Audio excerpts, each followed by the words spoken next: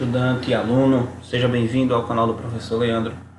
É um prazer tê-los aqui, recebê-los em meu humilde espaço. Quero aqui parabenizá-los, tá bom? E parabenizá-los pelo esforço. Eu sei que está sendo de um desafio. Nós estamos sempre estamos sendo sempre instigados a evoluir, a crescer, a mudar, a nos adaptarmos às situações, não é isso? Eu quero aqui pedir encarecidamente a você que esteja de posse do seu caderno, da sua caneta, seu marca-texto, lembrando que nós estamos aqui em uma sala de aula, apesar de ser uma sala de aula virtual. O YouTube, ele vai nos proporcionar a oportunidade de você estar fazendo. Nós estamos criando um chat onde você pode estar comentando a sua dúvida nos comentários e eu vou tentar estar acompanhando durante o período que você vai estar assistindo esse vídeo e retirando ou pelo menos tentando sanar a maioria das suas dúvidas. Meninos, lembrando que a responsabilidade, tá? A responsabilidade do aprendizado é mais dependioso da sua parte. Então vamos prestar atenção, vamos levar a sério. Leva o teu sonho a sério. Bom, eu não estou pedindo que você leve a disciplina de biologia, a disciplina de química, a disciplina de matemática, a disciplina de física, seja ela qual for. Na verdade, eu peço que você leve a sério o seu sonho.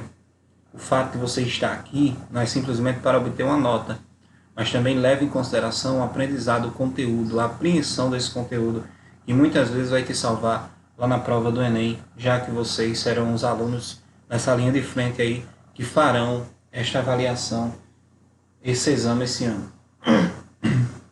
Desculpa.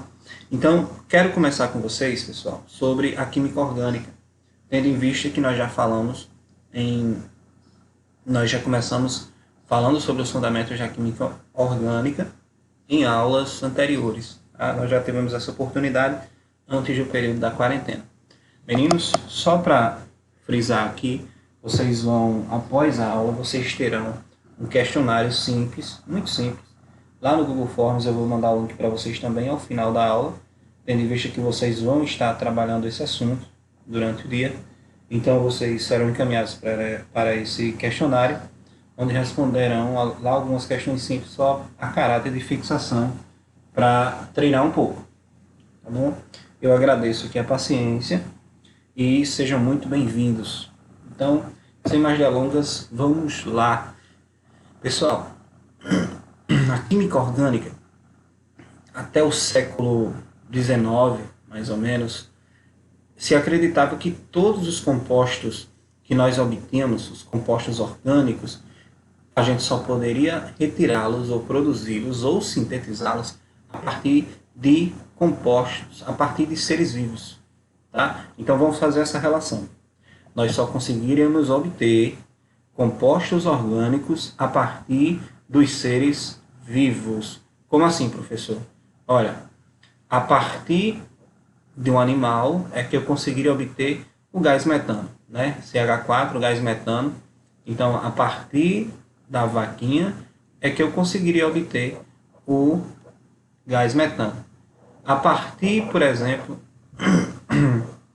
de animais, de insetos, eu conseguiria obter o enxofre, o ácido sulfídrico. Então, coisas assim só conseguiriam ser obtidas a partir de animais ou plantas. Isso é o que se tinha ideia até o século XIX. Falando um pouquinho sobre o histórico, tá? Sobre o histórico da química orgânica, nós temos aqui essa linha do tempo que vai deixar um pouco mais claro o que foi acontecendo, quais foram os postulados, o que foi ocorrendo ao longo da história, que foi de total relevância para a química orgânica. Vamos lá, pois bem.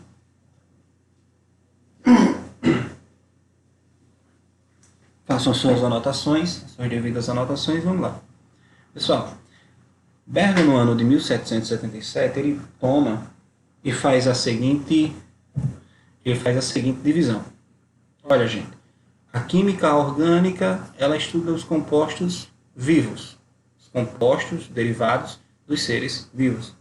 Beleza, tranquilo. E a química inorgânica, o contrário, ela vai estudar os sais, os compostos inorgânicos. Então, ele fez essa divisão, química orgânica e química inorgânica, são dois ramos da química. Ele fez essa divisão. Olha, pessoal, lembrando que até esse momento, nós ainda tínhamos a ideia que a química orgânica, os compostos orgânicos, só poderiam ser obtidos a partir dos seres vivos, eu digo vegetais e animais. Lavoisier, em seus estudos, ele chega à comprovação e à observação que os compostos orgânicos eram moléculas, tá? Moléculas ricas em carbono, ou seja, ele prestou atenção, ele chegou à conclusão que esta molécula ela se repetia muito, ela aparecia muito. Então Lavoisier diz, olha, cara, eu prestei atenção aqui, e o átomo de carbono, ele aparece muito. Olha só, Lavoisier analisou compostos orgânicos e verificou a presença de carbono em todos eles. Essa foi uma ótima observação. Tá? Então, por conseguinte, lá no ano de 1807, o Berzelius ele defende a teoria da força vital. Como assim, professor? Onde somente os seres vivos são capazes de produzir compostos orgânicos. Olha o ano, 1807. Tá, gente? Então ele chega a essa conclusão. Ei, cara, definitivamente, ele chega e bota para moer. Definitivamente, esse camaradinho aqui, ó, ele fala: os compostos orgânicos só podem ser produzidos por intermédio dos seres vivos. Se não forem eles, não teremos compostos orgânicos. Por quê? Por causa da força vital. Eles precisam da força vital. Se não for, não tem como produzir compostos orgânicos. Beleza? Tranquilo? Fechou? Fechamos aqui o nosso conhecimento. Só que detalhe, Berzelius tinha um aluno muito aplicado, chamado Euler. No ano de 1828, Euler, aluno de Berzelius, ele nos seus testes em laboratório, ele chega à seguinte conclusão. Olha só. O Euler faz um experimento. Ele faz um experimento no seu laboratório. Ele pega o cianato de amônio, tá? Que é um composto inorgânico. Ele aquece. Ele aquece. E, sem querer, ele obtém ureia. Gente, olha só como essa descoberta ela mudou os rumos da química orgânica.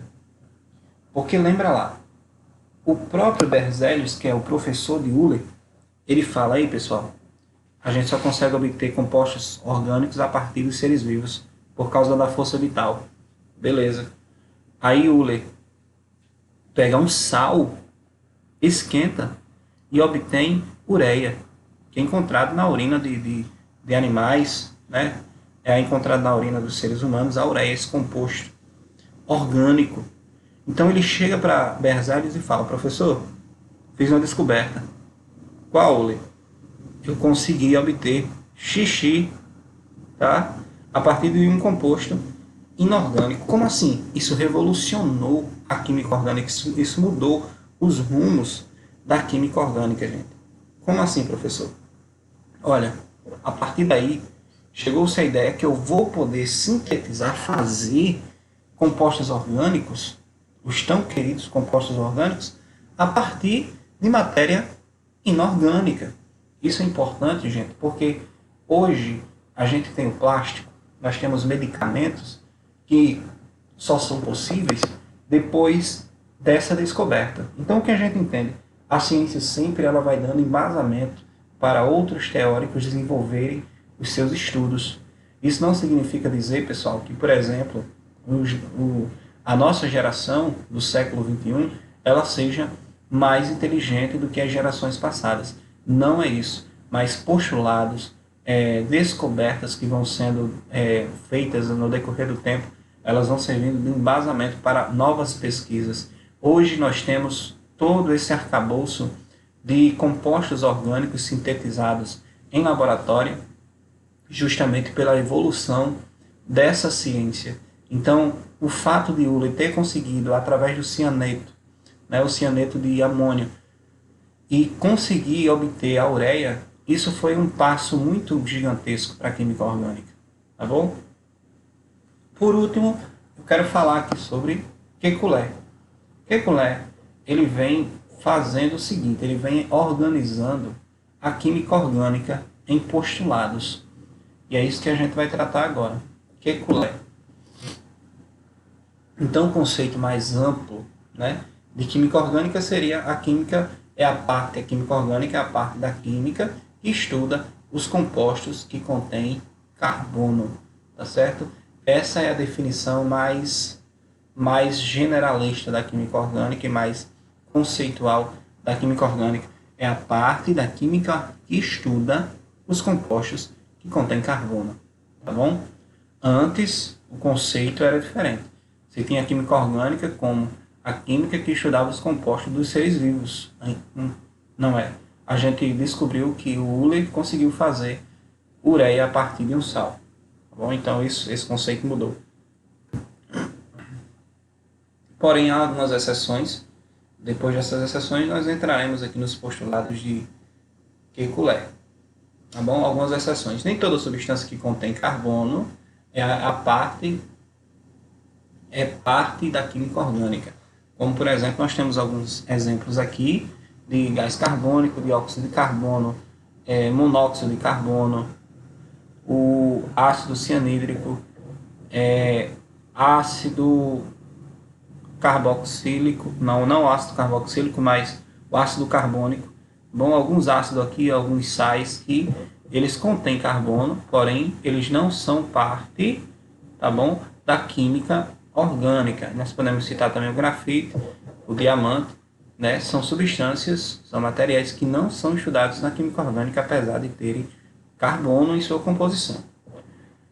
Os compostos orgânicos são, na sua maioria, formados por carbono, hidrogênio, oxigênio e nitrogênio. Pessoal, a maioria dos compostos vivos, eles têm essa conformação química aqui, em maior escala ou menor escala. Ou seja, nós encontramos mais carbono, nós encontramos hidrogênio em menos quantidade em relação ao carbono, oxigênio em menos quantidade em relação ao hidrogênio e ao carbono, e assim sucessivamente. Então, do C ao N, no caso do carbono ao nitrogênio, nós temos o seguinte: mais carbono, menos hidrogênio. Como assim, professor? Nas moléculas orgânicas, nós vamos entender o seguinte: quem está mais à esquerda aparece mais, quem está mais à direita aparece com menos frequência, certo? Nós temos até um mnemônico que nos ensina a frisar esses elementos, que são as CHOMPs, tá? Se você prestar atenção, lá no próximo slide, eu vou tentar aqui, gente.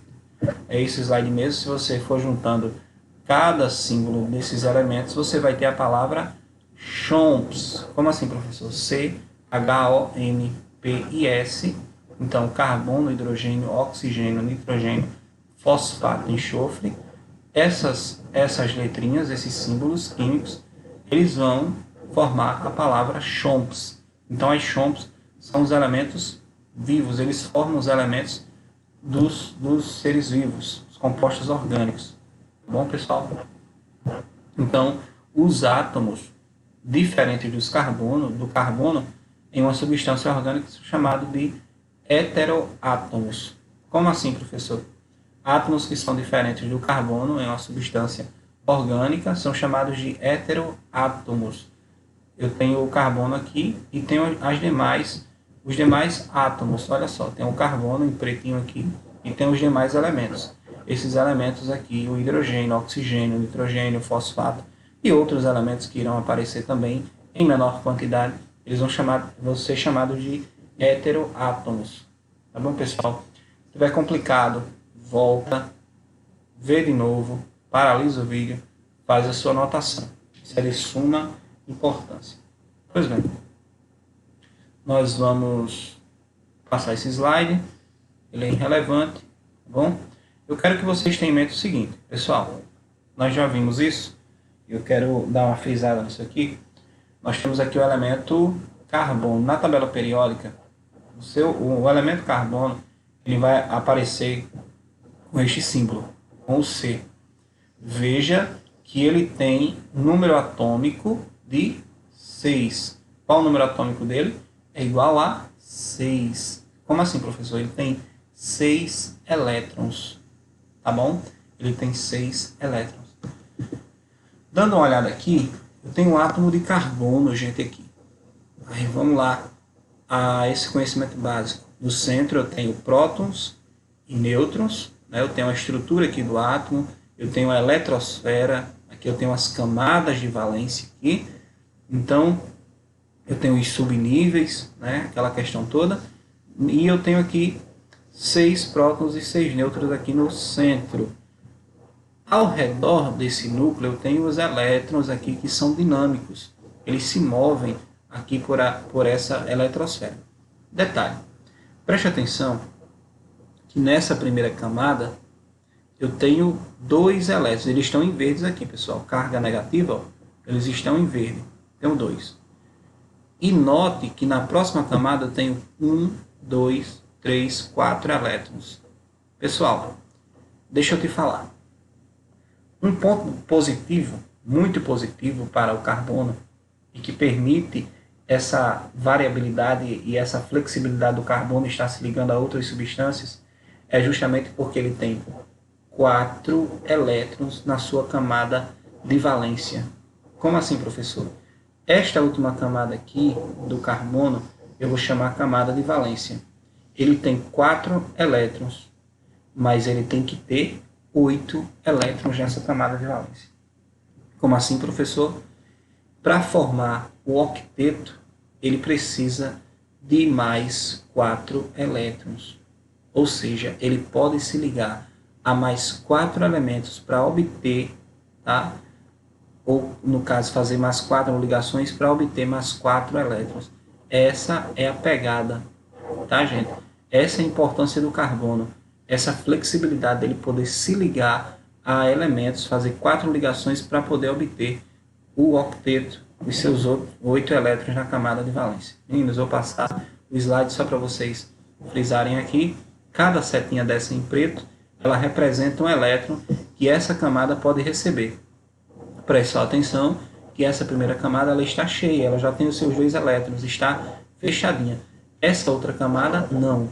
Lembra lá que o elemento carbono, ele é representado, ele tem 6 elétrons. Então, vamos lá fazer a conta? Nós temos aqui 2 elétrons nessa primeira camada. E na segunda camada, nós temos os 4 elétrons. Essas setinhas estão representando a quantidade de elétrons que ele ainda precisa para fechar essa valência. Tá bom? Ele precisa de 4 ligações, meninos. Então, é mais ou menos assim que o átomo se comporta. Nós temos aqui o centro, nós temos aqui o núcleo, nêutrons e prótons, né, carga positiva, e os nêutrons têm carga neutra. E os elétrons ficam circulando nessa órbita aqui, orbitando o centro, orbitando o núcleo. É mais ou menos como um mini sistema solar. E nós chegamos agora aos postulados de Kekulé. Professor, quem é Kekulé? Já esqueceu, não acredito. Kekulé, esse camaradinho aqui, esse barbudo, ele vai definir 3 postulados importantíssimos para a química orgânica. Ele vem organizando a química orgânica. Pessoal, o primeiro postulado de Kekulé, ele fala o seguinte, nota aí no seu caderno, se é que você já não anotou. Primeiro postulado de Kekulé, o carbono é tetravalente. Pessoal, esse prefixo tetra quer dizer 4. Valente vem de valência. Então, ele é tetravalente, ou seja, ele consegue fazer 4 ligações. Então, resume isso aí no teu caderno. Kekulé fala que o carbono consegue fazer 4 ligações. Ele é tetravalente. Como assim, professor? Está aqui. Se você notar, cada palitinho desse aqui, cada risquinho desse aqui, ó, representa uma ligação. Ele está se ligando aqui com o elemento hidrogênio, gente, olha só. Então, preste atenção, só para você dar uma frisada nisso aí, o carbono, segundo o primeiro postulado de Kekulé, ele consegue fazer 4 ligações. Do mesmo modo que estes 2 carbonos aqui, eles estão também fazendo 4 ligações. Se você prestar atenção, essa ligação dupla aqui do centro, ela está sendo compartilhada entre os 2 carbonos. Então, se eu isolo esse carbono aqui, eu presto atenção, eu chego à conclusão que ele está fazendo aqui as 4 ligações. Se eu isolo esse carbono aqui, também eu presto atenção que ele está se ligando a esse hidrogênio, a este hidrogênio, e fazendo a ligação dupla com esse carbono. Bom, do mesmo modo, eu tenho esses 2 carbonos aqui, aonde eu tenho uma ligação tripla entre esses 2 átomos de carbono, e cada um deles também está se ligando com mais um hidrogênio para completar a sua valência. Então, primeiro postulado de Kekulé, o carbono é tetravalente, ele consegue fazer 4 ligações. Pessoal, segundo postulado. Segundo o postulado de Kekulé, o carbono tem 4 valências livres. 4 valências livres. Como assim, professor? Vamos passar aqui o slide. 4 valências livres. Preste atenção no seguinte, que eu tenho aqui um átomo de cloro. Tá? E esse átomo de cloro, ele está mudando aqui de posição. O que acontece?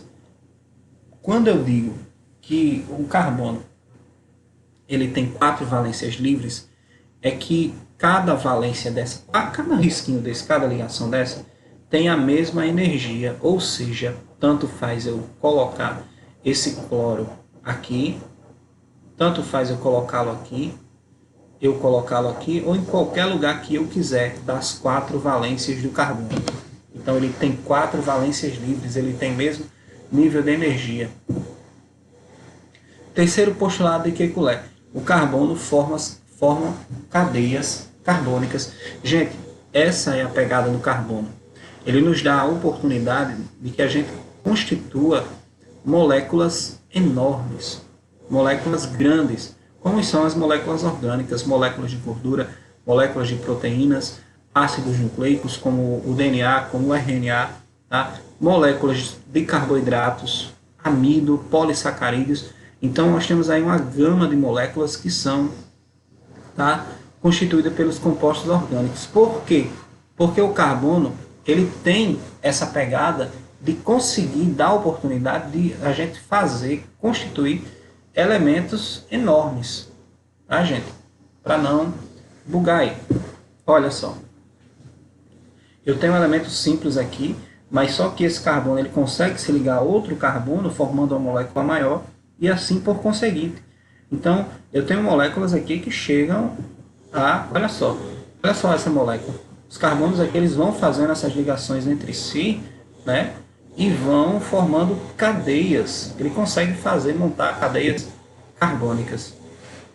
A respeito das ligações, para a gente chegar a essa conclusão, pessoal, nós temos o seguinte. Olha só. Ligação simples... já está falando, uma ligação entre carbono onde eu tenho apenas um risquinho ou uma ligação simples, tá bom? Onde eu tenho apenas um risquinho fazendo a conexão entre esses átomos. Ligação dupla, eu tenho aqui 2 palitinhos ligando aqui esses 2 carbonos. E ligação tripla, eu tenho 3. Gente, nós só temos esses 3 tipos de ligação: ligação simples, ligação dupla e ligação tripla, tá bom? Vocês vão usar muito isso. Se nós prestarmos atenção aqui a esse elemento químico, nós vamos ver uma coisa bem bacana. E se você começar a prestar atenção, a isolar aqui cada carbono desse aqui, você vai notar que cada um aqui, segundo o postulado de Kekulé, cada um desses carbonos está seguindo os postulados. Como assim, professor? Se eu isolo esse carbono aqui, gente, olha só, eu percebo que ele está fazendo uma ligação dupla com esse carbono, uma ligação simples com esse e uma ligação simples com esse hidrogênio. Então, conta aqui os palitinhos que estão ligados a ele. 1, 2, 3, 4. Simples assim. Se eu pego esse carbono isolado, do mesmo modo, eu consigo observar que ele está fazendo uma ligação dupla com esse oxigênio, uma simples com esse carbono e outra simples com esse oxigênio. Pessoal, simples assim. Do mesmo jeito, se eu isolar esse, então perceba também a flexibilidade desse carbono de estar se ligando a outros carbonos e formando uma molécula mais complexa. Essa é a pegada da química orgânica, pessoal. Então nós temos aqui também, só para vocês terem uma ideia, um pouco da complexidade e também da maleabilidade desses compostos de carbono. Percebam que aquela ideia que Lavoisier tinha lá no início, lá em 1807, a gente chega a essa conclusão também. Olha só, gente, aqui, ó. A gente percebe que o carbono ele aparece com mais frequência aqui, ó. Olha só, carbono se ligando a carbono, que se liga a carbono. Então, essa molécula aqui que nós temos aqui agora no quadro é uma molécula de gordura. Nós temos aqui um glicerol e temos os ácidos graxos aqui. Então, aqui é uma molécula de gordura. Perceba que os compostos orgânicos, eles são compostos complexos. Tá bom, pessoal? Só para mostrar a vocês aqui um pouco de como acontece essas ligações. Pessoal, o tipo de ligação que esses carbonos fazem entre si ou com outros elementos é uma ligação do tipo covalente. Covalente por quê, professor? Porque é uma compartilhação desses elétrons. Tá? Eu tenho aqui, por exemplo, o carbono, que precisa ter 8 elétrons na sua camada de valência.